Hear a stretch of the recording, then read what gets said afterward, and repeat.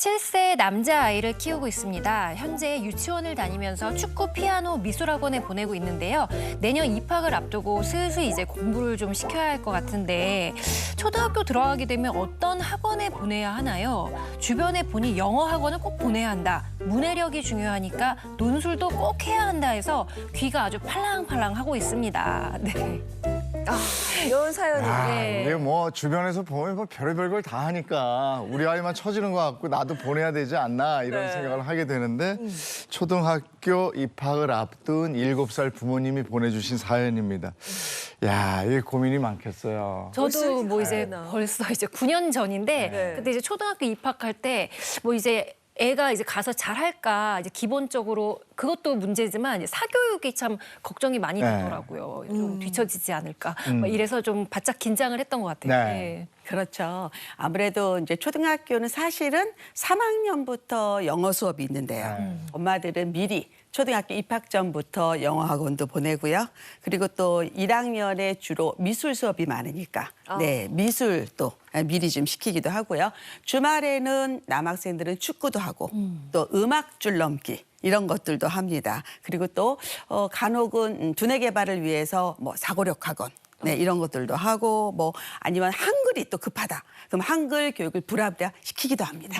아, 근데 제가 아직 현실을 너무 모르는 걸까요? 이 어린 아이들을 이렇게까지 해야 되나 싶기도 하고 좀 그런 안타까운 마음이 먼저 들어요. 정말 뭐 초등학교 때는 막 진짜 넓은 들판에서 막 뛰어놀게 하고 싶고 막 이런 마음이었는데 막상 또 제가 또 초등학교 보내보니까 애들이 일단 방과 후에 학원을 다 가니까 예, 뭐 놀이터나 이런 데 애들이 없어요. 그러니까 학원을 가야 이제 친구도 만나고 또 이래야 되고 또 이제 맞벌이 하시는 분들이 많기 때문에 이제 그 돌봄 공백이 있잖아요. 그러다 보니까 이제 학원으로 애들이 이제 자꾸 가게 되는 것 같아요. 예. 두 가지 부류로 나눌 수 있을 것 같아요. 한 부류는 너무 불안해가지고 빨리 대비시켜서 가야겠다 해서 사교육을 막 돌리는 분들도 있고 또 한 분들은 아니야. 어릴 땐 그럴 필요 없어. 마음껏 뛰어놀아 이런 분들도 있어요. 근데 저는 극으로 달리는 거는 반대하고요. 제일 중요한 거는 공부가 재밌어야 되고 지적 호기심이 있어야 되고 또 공부 습관이 만들어진다면 그리 걱정할 건 없을 거라고 생각합니다. 네.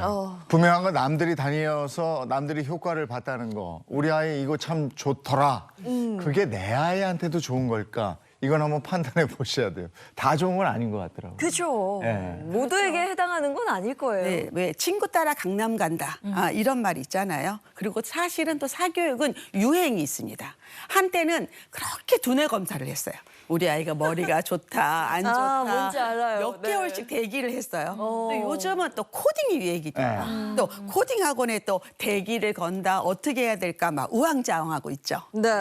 그러면 이 사연 보내주신 어머님께는 어떤 조언을 해야 할까요? 7살 남자아이거든요. 사실은 이제 7살 아들들은요. 대부분 엄마들은 굉장히 불안합니다. 이 아이가 드디어 이제 데뷔를 한다. 학교에 들어갑니다. 그렇지만 공부보다는 오히려 학교에 적응하기 위해서 가정에서 아침에 일찍 일어나는지 혼자 밥은 먹을 수 있는지 옷은 입을 수 있는지 이런 것도 중요하고요. 그리고 또 학교에 가서 사실은 40분 앉아 있어야 됩니다. 반듯하게 앉아 있는 것도 필요하고요. 또 선생님과 친구들과 대화하고 소통해야 됩니다. 그런데 여러분 팁을 드린다면요. 3월 수업은 대부분 미술입니다. 그래서 사실은 가위질, 뭐 풀칠, 그다음에 선긋기, 만들기 이런 것도 해야 되고요.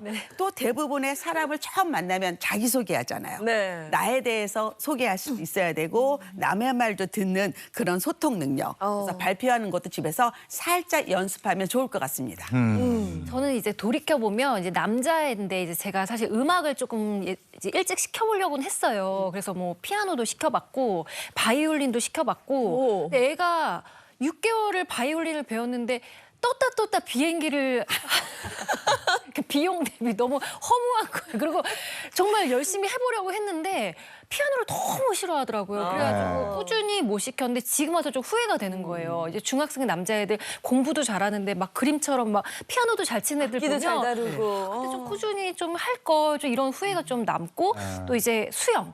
이제 수영 좀 어릴 때 좀 시켜놓을 걸 이제 고학년 때 조금 고생하면서 배웠거든요. 예, 그런 부분이 좀 후회가 되는 것 같아요. 근데 초등학교 저학년 남자 아이들은요, 초등학교 1, 2, 3학년 때 제일 인기 있는 아이 축구 잘하는 애. 아, 운동 잘하는 애들이 그쵸. 최고예요. 네. 근데 아까 말씀처럼 언변도 좀 있고 이러면 더더군다나 인기일 텐데, 아유, 그렇다고 이것저것 다 시킬 수는 없는 것이고, 안 시키고 나중에 또 지난 다음에 또 후회하게 되고 막 이렇단 말이죠. 이제 신지은 씨가 이제 악기 교육 이야기했는데요. 네. 사실은 이제 우리나라에서는 피아노를 가르친다. 그럼 무조건 동네에 있는 피아노 학원에 보냅니다. 맞아요. 그리고 도래 하다가 끝나죠. 네. 그런데 사실은 좋은 교육은요.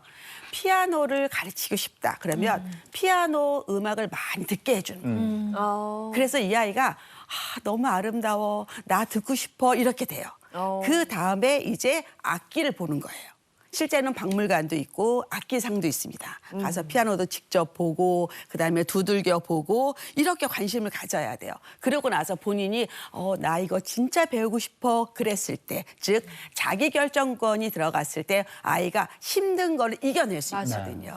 이게 참 중요합니다.